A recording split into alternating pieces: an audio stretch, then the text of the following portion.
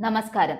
PV. Anwar MLA, ADGP M R. Ajith കുമാറിനെതിരെ ഉന്നയിച്ച ആരോപണങ്ങളിൽ സംഘം നടത്തിയ അന്വേഷണ റിപ്പോർട്ട് 2 ദിവസത്തിനുള്ളിൽ മുഖ്യമന്ത്രി പിണറായി വിജയന് കൈമാറും. എ.ഡി.ജി.പി അജിത് കുമാറിനെതിരെ 10ഓളം പരാതികളാണ് പി.വി. അൻവർ എം.എൽ.എ ഇതുവരെ സമർപ്പിച്ചിട്ടുള്ളത്. റിപ്പോർട്ട് സമർപ്പിക്കുവാനുള്ള സമയപരിധി October 3-ന് അവസാനിക്കാനിരിക്കെയാണ് DGP Sheikh ദർവേസഫ് Sahib report സമർപ്പിക്കാൻ ഒരുങ്ങുന്നത്.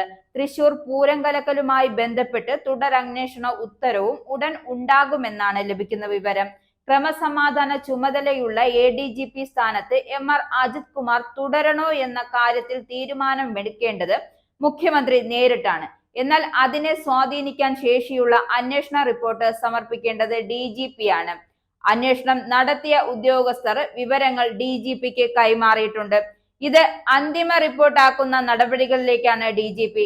മുഖ്യമന്ത്രി പിണറായി വിജയൻ തിരുവനന്തപുരത്ത് എത്തുന്നതോടെ റിപ്പോർട്ട് സമർപ്പിക്കുവാനാണ് തീരുമാനം. ഇതോടെ എ.ഡി.ജി.പി ആർ.എസ്.എസ് നേതാക്കളുമായുള്ള കൂടിക്കാഴ്ച നടത്തിയെന്ന ആരോപണത്തിലുള്ള അന്വേഷണ റിപ്പോർട്ടും സമർപ്പിക്കാൻ ഡി.ജി.പി ആലോചിക്കുന്നുണ്ട്. ഇതിൽ അജിത് കുമാറിന്റെ മൊഴി ഇതിനോടകം തന്നെ രേഖപ്പെടുത്തി കഴിഞ്ഞു. അജിത് കുമാറിനോടൊപ്പം കൂടിക്കാഴ്ചയിലുണ്ടായിരുന്ന ആർ.എസ്.എസ് നേതാവ് എ ജയകുമാറിന്റെ മൊഴി രേഖപ്പെടുത്തേണ്ടതുണ്ട്. ജയകുമാർ മൊഴി നൽകാൻ തയ്യാറായില്ലെങ്കിൽ നിലവിൽ കണ്ടെത്തിയ വിവരങ്ങൾ രേഖപ്പെടുത്തിയ മൊഴികളും വെച്ച് റിപ്പോർട്ട് സമർപ്പിക്കുവാനാണ് ഡി.ജി.പി ആലോചിക്കുന്നത്. ഈ 2 റിപ്പോർട്ടുകളും പരിഗണിച്ച ശേഷമായിരിക്കും ക്രമസമാധാന ചുമതലയുള്ള എ.ഡി.ജി.പി സ്ഥാനത്ത് നിന്നും അജിത് കുമാറിനെ നീക്കണമോ എന്നതിൽ മുഖ്യമന്ത്രിക്ക് തീരുമാനമെടുക്കാം.